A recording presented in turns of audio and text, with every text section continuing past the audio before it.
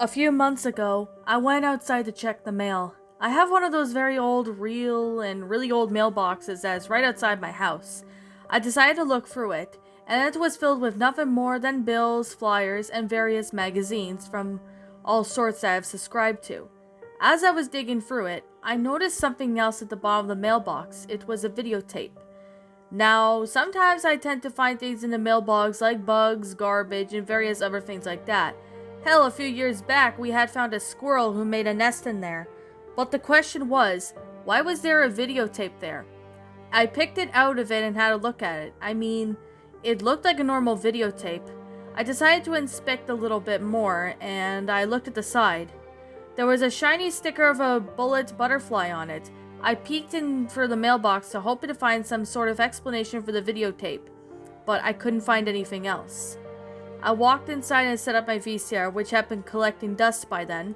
I inserted the tape and waited until it was completely finished rewinding, and when it was finally finished, I pressed play on my remote. Now I think I should probably add what was rather late at night, so not sure. I didn't check the mailbox earlier that day, so it was probably because of the fact that I was pretty lazy. I grabbed some popcorn and a soda and plopped my ass onto the couch, and was ready to watch this mysterious tape. As the video started with those Wayne and logos that I had last seen when I was about maybe 6 or 7, and what followed was an old advert to the theme park Marineland of the 1990s. During the advert, the screen kept flashing. I couldn't make out what was flashing because it only lasted for a quarter of a second. The Marineland ad was cut off, and then it went to pitch black. I was about to rewind to see what was flashing. Then a familiar thing came up. It was PBS Kids. There was a brief advert for the Chuck E. Cheese's. I smiled as I watched my childhood return to me. Sadly, it faded to the show What's Coming Up Next. Coming up next, Dragon Tales on PBS Kids. I'm sure most of you know the show Dragon Tales. It's better that you have at least seen 5 episodes of the show before you understand any of this. The intro show started, and everything was right, except there was no sound. It then got off to the middle of the intro, and then cut to a picture of Max sitting on a yellow chair with the words Dragon Tales crudely written on above him in red. The thing that frightened me was Max's facial expression. He was pale, and his eyes were bloodshot.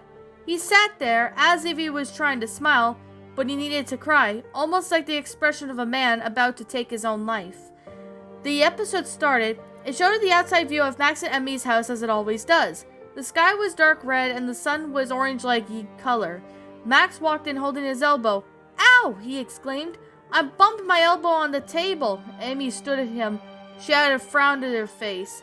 "Your elbow wouldn't hurt so much if you just, watch where you're going," she replied with a canned laughter played. I was shocked at what she just heard. Did she just said that I thought she had just said? More significantly, there was no credits or episode title. Then Max said, "Emmy, Mom told us not to use that word." Emmy then took a deep breath, and before she could speak, Max screamed, "Don't do it, Emmy!" He cried, "I don't want to live through this hellhole anymore." Do what, I wonder? What was Emmy gonna do? I was starting to get scared at this point, and I knew I wasn't watching an episode of Dragon Tales. They continued their conversation until the rest was barely audible. Finally, Emmy suggested in a clear voice, "Why don't we go to Dragonland?" The dragon wallpaper was black and bright red, and the dragons on the wall had gigantic smiles on their faces. They held each other in hand as they chanted, I wish, with all my heart, to fly with dragons and a land apart."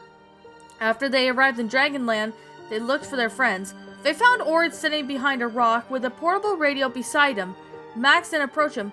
"Hey Ord, want to play with my new truck?" he asked. Ord turned around. I could hear what was playing in the radio was playing something. At first I couldn't hear because the voices were saying because the quality was a little crappy. But as the quality improved, I began to hear what the man on the radio was saying. This is what I heard. "Well, Jim, this is a terrible situation we have here. Police have confirmed that the plane carrying the president was hijacked by a few members of Al-Qaeda. The plane, of course, crashed in New York City, and the city where the president was supposed to appear. We are unsure of who else was on that plane, or if there were any casualties. I don't know about anything else, but all I could tell you is that the plane was been carrying the president, and everything's in flames right now." During that time the radio was playing, Ord was sitting behind the rock. He had no expression on his face. He was just sitting there. He wasn't dead, but his face looked like it. I fought it back to Max's expression on the chair. Once the static ended, Ord walked away. He walked emotionless, and he walked through a straight line around Dragonland. The sky was blood red, and Ord just gave a slick smile. A gigantic screen erupted out of nowhere. Then it cut to the zoom in of a photorealistic image of Ord sitting on a bony light state, lying dead with his eyes blood, and a message carved on the rock that has some sort of praising, saying a devil. It cut to black at the second, and then faded to a church. The bell rang in a distorted, deep tone, and the sky was still blood red. Breaking news, the president is dead. He was killed this afternoon in the plane crash with other people and government officials. Also on that plane was a rock and roll legend, Chuck Berry, and 40 other people. The plane was hijacked, and whose names I can't be confirmed on who it was yet. This is a terrible, shocking day, not only for the US, but for the entire world. As you could see here, we heard blood-curdling screams coming from this plane crash, and the police went to investigate. However, all they found was a shattered television, a broken game console, and a torn-up couch. I claim to have heard something that sounded like a knife stabbing for flesh, and a few even claimed that they've heard gunshots. However, none of this has been confirmed true, as there was nobody else. There were no bullet shells, knives, or even blood for that matter. Apparently, there was one piece of evidence that the officers missed during their original search. It was a pair of glasses. The only real distinguishing thing about the feature was that the glasses were unusually round. Other than that, they're just, plain brown glasses with no lens with one lens broken. All the officers claimed to remember seeing these glasses somewhere, but they couldn't seem to remember where. One claims that they were on a TV show once. However, he couldn't seem to remember what the show was called. The only thing he could remember was the main character wore glasses like these. All we all know is apparently a serial killer on the loose or kidnapper, and a teenager who is dead or missing, folks. That is all the recent information we received. Tune in the next 10 minutes for further details. After that, the radio static came back. It showed paintings inside of the church, and at that moment I assumed that had to do with the death of the president. It then zoomed in on the coffin. It was a photorealistic, then Zach appeared on screen as she shouted, "Cassie, no!" It then cut to a third-person video. It was silent except for random beeping noises. By silent, all you could hear beat was the film projector running. It showed Cassie walked into a white background. She just kept walking. The beeping sounds got louder. Cassie then stopped and walked out towards the screen. I could hear her breathing. Her eyes were bloodshot, her teeth were broken, and her hair was shaved off. At this point, I thought Cassie could hear me. Cassie opened her mouth, and what followed was the most ear-piercing, loudest sound I've ever heard in my life. It wasn't like a scream, but a messed up beeping sound that was louder than any human could hear. My eyes sometimes rings from that if that's how bad it was. In fact, luckily, I'm not deaf. Cassie continued to stare at me. I was getting scared at this moment, and I didn't want to watch anymore. I tried to shut it off. Said Cassie in the voice of a crying, choking woman. "We must pray to the demon." Then it faded to black. It faded to a dragon tune. For those who don't know, the format was about a whole 2 10-minute episodes and a song between. I hope the nightmare had ended. It didn't. The song was an origin that has been looped, and the video quality wasn't very good, so I couldn't see what was really going on.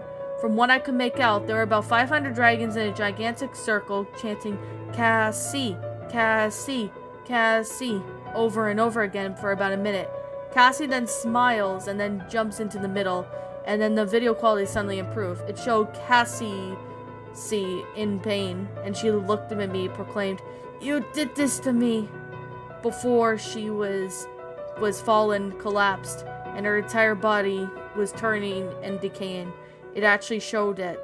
Suddenly, hundreds of dragons pounced on the remains. They began to scratch at each other, and they were fighting each other. It showed dragons biting into other dragons, ripping the flesh off of other dragons. Of course, I began to wonder how this was a dragon tune. The scene then changed back to Max and Emmy back at their house. "I need my truck," exclaimed Max. "Well, hurry up," said Emmy in an angry voice. Max then fell in the toy box while searching. Emmy, Emmy, help, I'm locked! Max screamed. He was crying, like actual real crying. Emmy then screamed, it's stuck! You could feel the pain as Max panted to get out. To make a long story short, he didn't. It then cut to a gigantic cage. It showed Zack and Wheezy on all fours, drinking water from a dish. They began to sing. The singing was muffled, so I couldn't understand what the words were. But after a while, the song became more clear, and the voices of Zack and Wheezy sounded like an old man with a gruff voice, and a little girl no over than 4. The last verse went something like this. Praise by though death, for ye's do, let 'em possess into vow. For pain is all we can see, it's better than him and me. Then they paused, and the video cut to a surveillance camera room. There was a little girl and an old man in the room. In fact, it was the same people who voiced Zack and Wheezy. The little girl was crying. It was actually crying. Stand up, the man said in a gruff voice. I stand up so I can do whatever I want, the man shouted. You could actually see the man doing something horrible to the girl. I can't even describe it. You could feel her pain as she was being forced to do something messed up. Her screams and cries echoed. Finally, the screams and cries stopped. Stand up, you filthy piece of trash! The man yelled. I want my mommy! The girl cried. She was screaming out of the blue. A loud gunshot rang out as the man shot someone, and the girl continued to scream loudly. 5 shots were fired. I couldn't help but hearing the whisper of the man's voice as the screen was black. Oh, shite! What am I going to do with the body? Then it cut to a bunch of stop-motion animated sequence of different angles of a plane crashing into something. I began to wonder how this is and everything going on connect together. Then it cut to pitch black. Suddenly a face came out from the shadows. It was a terrifying figure from one of my worst nightmares when I was 5. It looked like Satan. His eyes were bulging out and he had some smiles on his face. He opened his mouth and let out an ear-piercing sound that I had heard earlier. I was able to stop the video now. I didn't want to face that terrible demon anymore. I shut off the VCR and stayed up all night on my computer. I threw out the videotape, but after taking some photos of the episode before garbage day, I made sure the video was in the garbage. It wasn't. I searched the whole house and it was nowhere to be seen. I've never seen that tape again. I warn you to never pick up any mysterious videotapes you find. And that, my little pretties, was Dragon Tales Lost Episode, a Dragon Tales Lost Episode creepypasta. My final thoughts on the story? Well, it's been quite a long time since I last sat there and, narrated this story. I remember narrating this, I think, back in 2019. Or maybe it was 2018. I can't remember, but I do remember it was around that time. And to be honest, I did give it, I think, was a 5.5 out of 10 or something. I really don't know. But there are a lot of problems with this story. And I am going to give this as best as I can with this review because my opinion on it changed. So I didn't expect myself to sit there and, narrate this again. But I decided, you know what? It's been a long time. Now, with that being said, this pasta had, of course, the potential to be creepy, but we don't get to that, do we? Instead, we just get a pasta that was just riddled with pointless plot lines, lackluster storytelling, and just unnecessary stuff that just jumped from one to another. It just didn't work. Like, the story just did not seem to work well, and that was the reason why I kind of was debating on reading this or not, because of that. Now, with most Lost Episode creepypastas, the protagonist in the story has, a mental capacity of an infant, with non-existent logic. The kind of personality that a lot of people, use kind of this for creepypastas nowadays. And there's a lot of issues. Now, the protagonists actually react to the tape itself. I can never get over the fact that the protagonist sets off these stories to tend to react not out of the ordinary, that's just saying it nicely, when watching the episode. Like, who gets scared by an episode with jump scares, vile concepts, and a plot line that is emptier than anyone's mind? Apparently, this is not what's given about how flat this person is, the protagonist in the story. I don't know. I just don't like protagonists is that they sit there and they get jump scared easily. Well, they get scared with pointless jump scares and that. So that's one thing. We don't really get too much out of the protagonist, which kind of sucks at this point. But when it comes to Lost Episode pastas, I mean, just look at the SpongeBob bootleg take, for example. There were no protagonists in it. But it did fine. But if you're going to do in detail on how you found a lost episode and you're sharing it to the world, at least give some context on who this person is. Like, if you're gonna say yourself as a protagonist, give at least some context on who you are. Or just don't give any detail about yourself and just talk about the episode. Like, just to be honest. Not to mention the fact that this guy or girl acts like a chicken for most of this episode, fails to even use the logic common sense. That's what I just noticed at. Like, isn't that difficult to just say, oh, I don't know, turn the darn thing off? But why is it taking so long for characters to say something about praying for the demon or something like that? To render this story to be able to turn the television off. Although I am going to say it was grateful it wasn't I tried to turn it off, but it stayed on BS, which I'm very glad it does not sit there and do that, because a lot of creepypastas do tend to do that. So, I just say, oh god, that was just, ugh.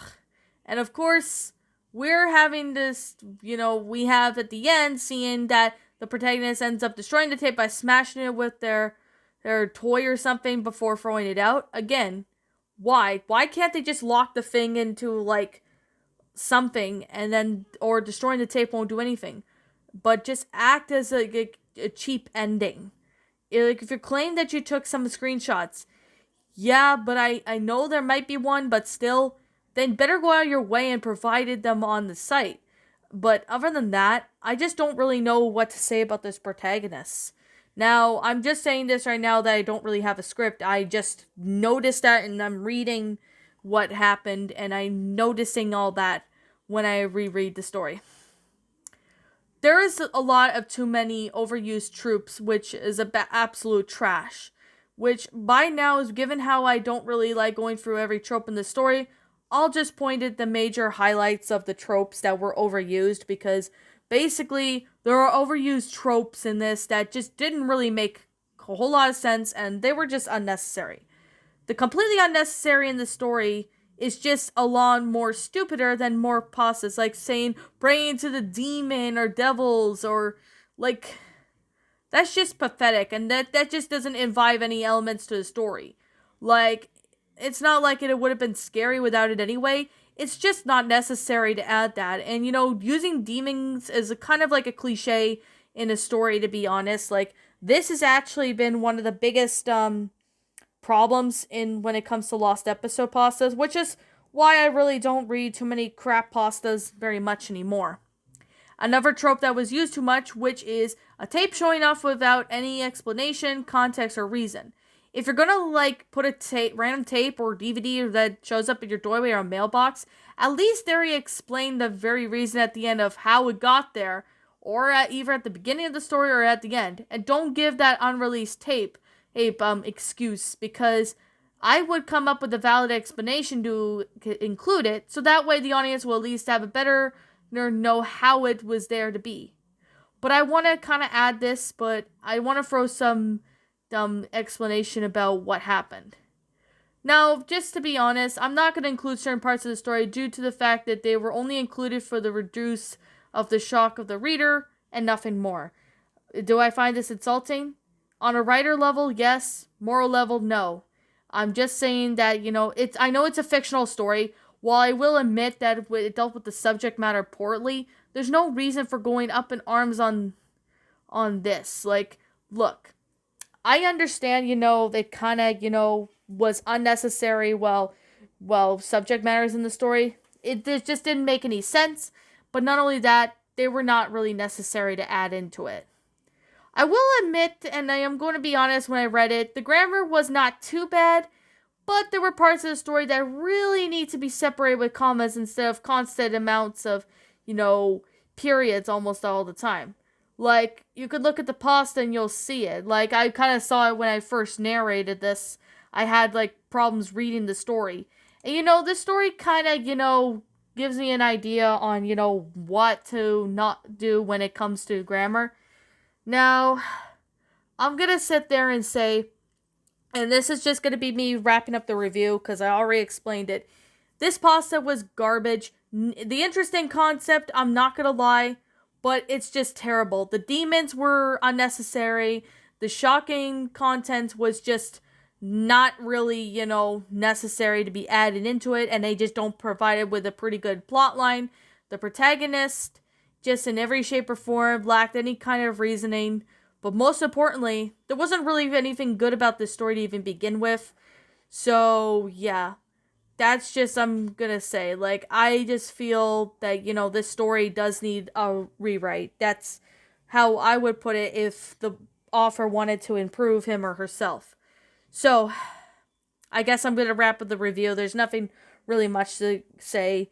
Now, I'm gonna sit there and say that and like I'm going to continue to say right now, this is simply my own personal opinion, and if you happen to disagree with me, that's fine too. We're all entitled to our own opinions regarding these creepypastas, and this is simply my own personal thoughts. My final rating of the story, just a 0 out of 10. I'm sorry, that's just all I can give it. It wasn't good, it's just garbage. This story just didn't really, have a whole lot of, necessary content, and it's just... To be completely honest, this is just a cliche fest of a story. I'm sorry, but this is just my opinion on it. And I'm going to say right here, and I'm going to be completely honest, but just to say right here, right now, that to be honest, that if you like this story, that's fine. If you don't like it, that's understandable too. As we're all entitled to our own opinions, like I said. Now, anyways, with that being the case, that being said, what did you guys think about this creepypasta? Did you all enjoy it? Did you all not? Also, what we have done personally to help make this story a lot better? Feel free to let me know what your thoughts are down in the comment section down below. And yet again, I had to censor certain things because I just didn't really want to say them because they were not necessary. And I was quite disappointed with how it all went out. But anyways, yeah. And leaving now what your thoughts are in the comments section down below. I'm the Queen of Lions. Thank you so much for watching today's episode. If you happen to be brand new here on this channel, be sure to like, comment, and subscribe because I make brand new videos every single day. Do not forget to ring the notification bell to when I upload, and you guys will not miss an upload. And as always, please roll the outro because I'm out.